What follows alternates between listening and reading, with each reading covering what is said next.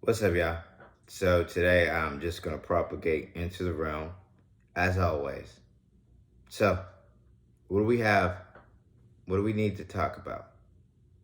Well, there's so much to literally talk about when it comes to this vast ocean of occult, when it comes to this vast ocean of knowledge and truth that are just now coming to the surface in the forefront.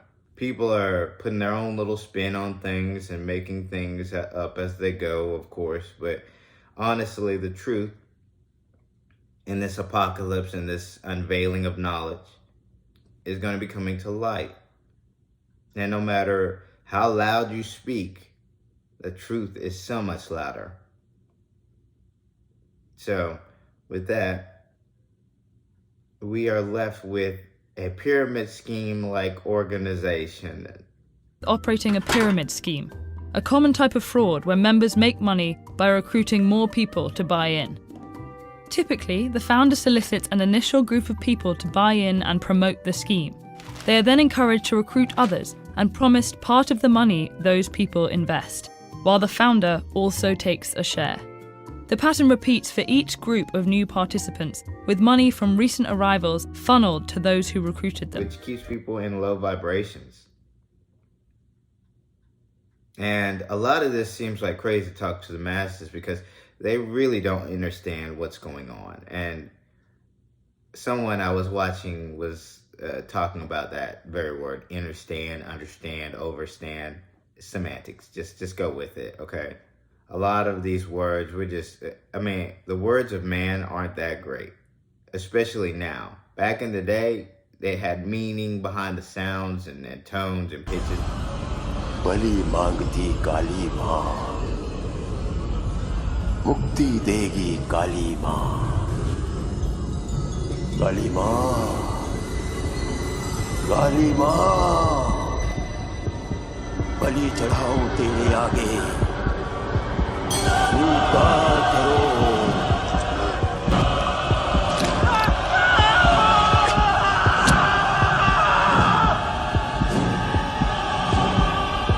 इसकी जान मेरी मुट्ठी में है अब इसकी जान मेरी मुट्ठी में है. Now it's just a language. That's all it is, a language. So just go with it. So, what are you doing with your life? Are you high vibrational? Are you living life to the best of your ability, or are you just going with emotions? Me personally, I'm kind of going with it. I mean, I am high vibrational, but I have those nuances of life where, but you have to also know to look past that you can look past that. If someone gets to you, if an entity, an organization is bringing you down to low vibrations, you have to be able to know that you can look past that. You don't really have to be low vibrational. If you don't want to, you're choosing to. You know that, right? You're choosing to. But we just go with it. Now, as much as it may pain me and I may be upset, I'm a Cylon. I can turn it off. I'm okay. I should have told you when I first found out, but I didn't have the guts. What's wrong with you, Saul? You remember back at the Nebula when I told you about that fracking music? I thought it was in the ship. It was a signal. Some kind of crazy, fracked up Cylon signal. Switched me on. I can't turn it off.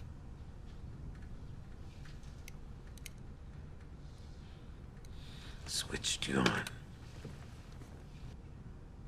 I'm one of the 5. The 5. One of the Cylons Deanna's after. But not everyone has gotten to that level. So, what do we need to say to actually coax the narration? At this moment, the narration has already been coaxed. The narration is going with it. We are following the script as it is written. And a lot of these organizations, a lot of these people are really just trying to make heads or tails of people like me. They monitor, they watch, just like we watch them. But the only difference is you watch us through these little cameras and speakers monitoring us with your little devices and gadgets. We monitor you through the ether. Hear me, subjects of Ymir. It's him! That was Aaron's voice! I'm addressing my fellow subjects of Ymir, speaking to you directly through the power of the Founder. My only goal is to protect the lives of the people of Paradis, the island where I was born. The nations of the world are united in their desire to exterminate my people, and it won't end with our island. I won't let them have their way. I can sense what you're thinking. I know who you are. I know where to find you. And I don't have to push a button to do it. Too easy. But it is what it is, right? So, two topics in particular that I wanted to address, because this video is not going to be as convoluted as I normally make my videos, to say the very least. I'm going to try to keep it simple and keep it from getting too long. But we'll see what happens, okay? We'll just see. So, the Spear of Destiny. When the Byzantine Emperor Heraclius recaptured Jerusalem in 670, he restored the relics to the Church of the Holy Sepulchre. Although the lance blade was now broken, its perceived mystical power did not diminish. It increased. There were now two sites that could claim ownership of the lance, in which Christ's blood flowed. The shaft and the neck of the original lance remained in Jerusalem, and the broken tip in Constantinople. After this time, the spear was held by multiple leaders and dynasties. 25 years before he were to become king, the Pope gifted him a lance, who he said had been carried by Constantine in battle. Charlemagne the Great, the King of France, ruled from 768 until his death in 814. One of the enduring details of his rule was that he possessed the Holy Lance. He was the first in a long line of leaders to use the power of the lance to hold his holy empire together. He was said to have carried the spear into 47 victorious battles, but died shortly after dropping the spear. What can I say about the Spear of Longinus? What I can say about it is, that spear is not rightfully yours. It belongs to someone else. So, a lot of this property that you're keeping in museums, you do know that you're going to have to give it back to those who actually are the rightful owners of it. That you don't want to. This is how you can tell your civilization is not being upfront with you. Not being honest. By your museums. Your museums alone with fake artifacts in it, it's funny because a lot of these are renditions and copies just recirculated to these places so that people can go to them and be like, ooh, that's that. When, in all honesty, it also shows that you have a propensity to make copies and forgeries of things and place them in places. On this episode of Museum Diaries, telling fake from fabulous. Everything is being faked today. If it hasn't been faked, if it hasn't been counterfeited, then it doesn't exist. Dirty tricks, knockoffs, and lies that must be unveiled. The bottom here is genuine. So the bottom here dates to around 600 AD. The top is not. The top is from the 1920s. And say, that's the real deal. When in all honesty, you're keeping it locked up and hidden from the masses. But why though? One would say so it wouldn't get damaged. Others would say so it wouldn't get stolen. But seeing to the sheer notion that you yourselves have already stolen those items, what kind of hypocritical thought patterns are you giving out? So, the Spear of Destiny will be returned to its rightful owners very soon. So, The last video I was trying to make was talking about MiKa'El. That video was getting a little bit more convoluted than I would like, and I was just like, oh no, it was happening all over the place. So I had to try to rethink and reorganize that. Because certain things just aren't supposed to be said at specific moments because it will push things too much. So let's talk about MiKa'El again. And that's if I don't post that video first, of course. So, MiKa'El. Now we're going to visit Megiddo, the most strategic location in the ancient world. And as we'll see, it's a city built for war. In fact, history's first recorded battle took place at Megiddo between the Egyptians and Canaanites in the 15th century BC. Since then, this valley has been linked with war. This reputation lands it a role in the last book of the Bible, Revelation. A location built on top of blood, built on top of other civilizations, built on top of a circle. And this is where Fullmetal Alchemist, this is literally where Fullmetal Alchemist was completely correct. They dug a tunnel that surrounds Megiddo. It's an occult symbol.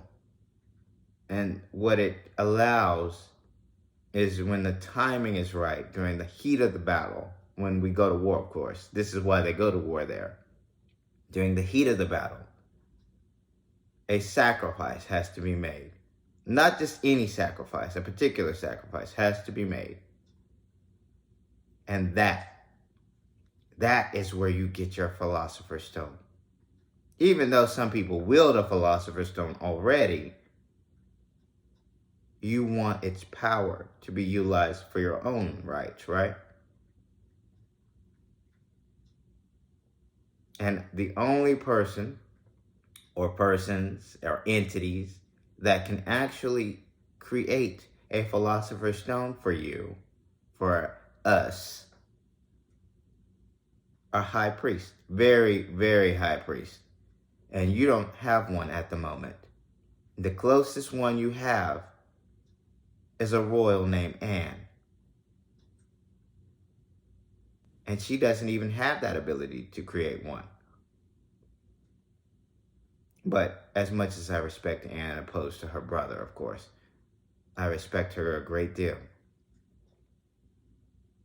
Probably by far the only one out of the lot I respect. Because she's up front and she gets the job done. If only things were different. Timing is everything, I suppose. So, enough of that. Back to Megiddo. Now, you have to realize that that place was put there for a specific purpose. And this is why they say whoever controls Megiddo controls the world, controls the realm. And that, to a certain degree, when it comes to the realm, is correct. But when it comes to what you know as the world, that's absolutely correct. The person that controls Megiddo controls the world. One of the pharaohs, Thutmose III, said conquering Megiddo is like conquering 1,000 cities. Why? Because it was so important. And when I tell you that one specific people began to wake up, you lost the authority and power to control anything any longer. So those people who recall, like myself, now are in control of the world. Isn't that crazy?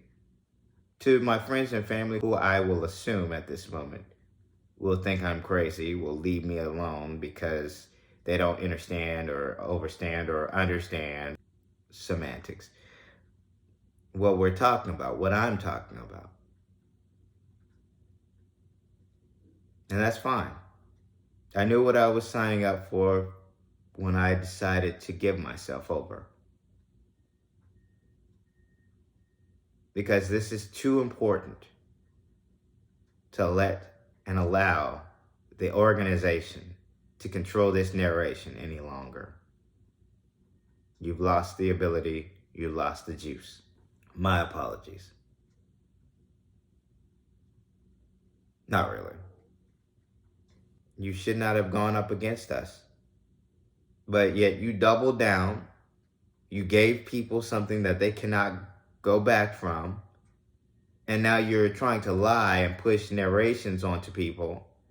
And it's not going to work. You know this planet's going to begin to shake. It seems to me that the worst is over.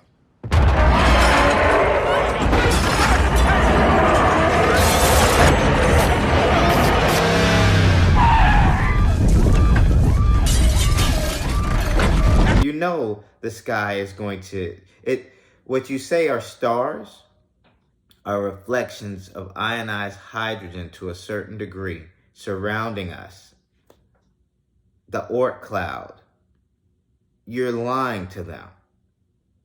When that begins to fracture and completely shatter, the blowback is going to be devastating. This is why Utu and his forces are here. They're here to evacuate you. Smoke some weed.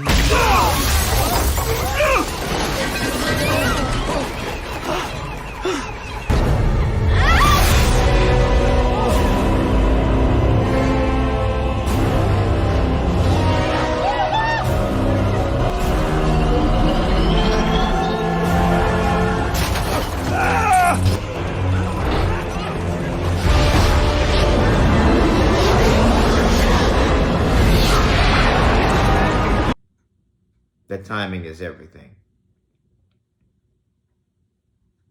So, for those who will be deemed worthy to be evacuated at least,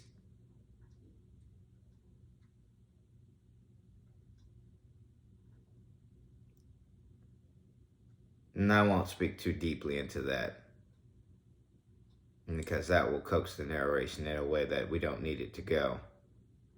So, with that, you need proof.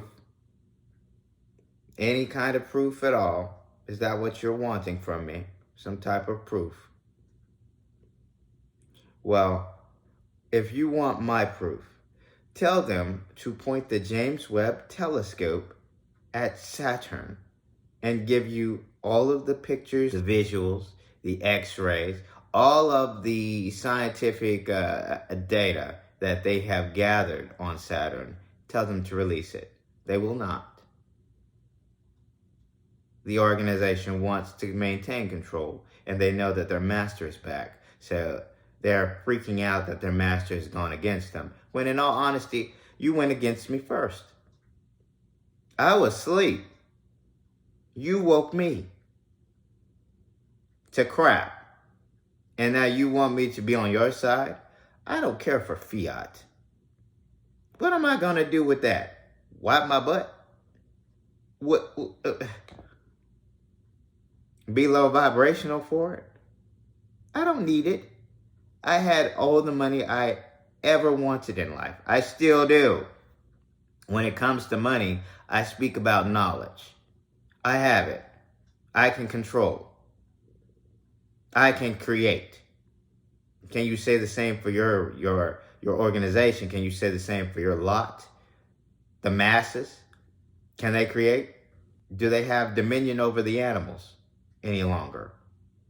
Well, heck, watching the animals beat up on them all day, I don't believe they do. It seems like a dream photo op as these sightseers come across a herd of bison. But this woman starts raising concerns. How close does she have to get? She seems fearless as she approaches the huge beasts. What the are you doing? Then it all goes horribly wrong. Yep. Oh my God, it got her. Yep. Oh my God. The woman is tossed around on the horns of one of the beasts. She doesn't have any pants. She has no pants on? No, not anymore. Witnesses rush to help the stricken woman. She got too close. Yeah. There's a buffalo out there with that woman's jeans hanging from its antler. And she is right here. You can see the jeans hanging from the bison's horns. So, You have to realize that you are in a different place now, and that there are specific entities, specific ones who are going to hold people accountable, who are going to hold this realm accountable, and who will fix this and put it back in the place that it needs to be. And I'm very serious about that. Am I fanatical? One could use the term I'm a fanatic. Others could say I'm a believer. And I would simply say, I just know. I know what is. I know where I am. I know who I am. Can you say the same for yourself? Well, can you? So, with that, to the organization. You have a specific time period to get in contact with me directly. And I don't mean through Messenger or anything like that. You need to send someone to contact me because I will have it no other way. You need me way more than I need you. So at this moment, you have to ask yourselves, do you people want to live or do you want to be restructured in the end? Whatever it is you choose, I'll respect and go with it.